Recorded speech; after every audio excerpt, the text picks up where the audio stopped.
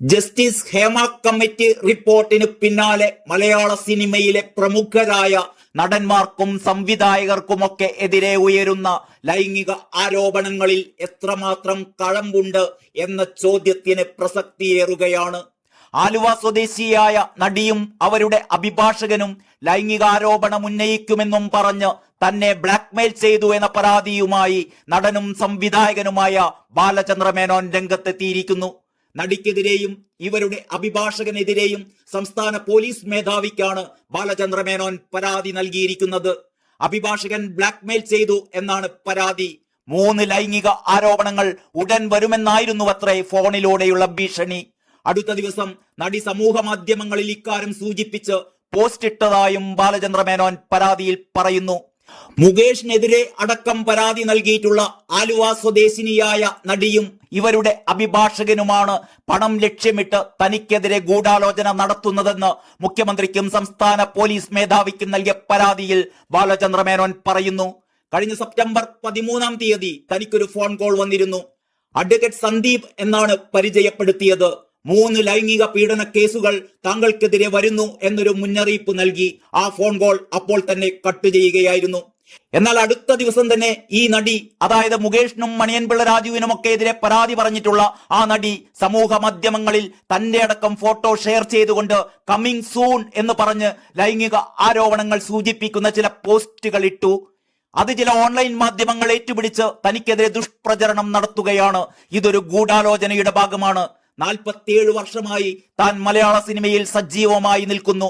തന്നെ അപകീർത്തിപ്പെടുത്താനുള്ള ശ്രമത്തിന്റെ ഭാഗമായിട്ടാണ് ഇത് എന്ന് ബാലചന്ദ്ര മേനോൻ പരാതിയിൽ പറയുന്നു. ദേ ഇങ്ങോട്ട് നോക്കിയേ എന്ന സിനിമയുടെ ചിത്രീകരണത്തിനിടെയാണ് ജയസൂര്യയും ഇതേ നടിയെ അപമാനിച്ചു എന്ന പരാതി വന്നിട്ടുള്ളത്. ആ ഘട്ടത്തിൽ തന്നെ പോലീസ് മൊഴിയെടുത്തിരുന്നു. ഈ വിവരങ്ങളെല്ലാം പോലീസിന് കൈമാറിയെന്നും ബാലചന്ദ്ര മേനോൻ സംസ്ഥാന പോലീസ് മേധാവിക്ക് നൽകിയ കത്തിൽ പറയുന്നു.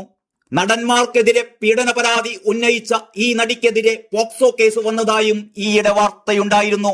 ബന്ധുവായ യുവതി നൽകിയ പരാതിയിലായിരുന്നു നടപടി. യുവതിയുടെ മൊഴിയെടുത്ത ശേഷമാണ് മൂവാറ്റുപുഴ പോലീസ് പോക്സോ വകുപ്പുകൾ ചുമത്തി കേസെടുത്തത്.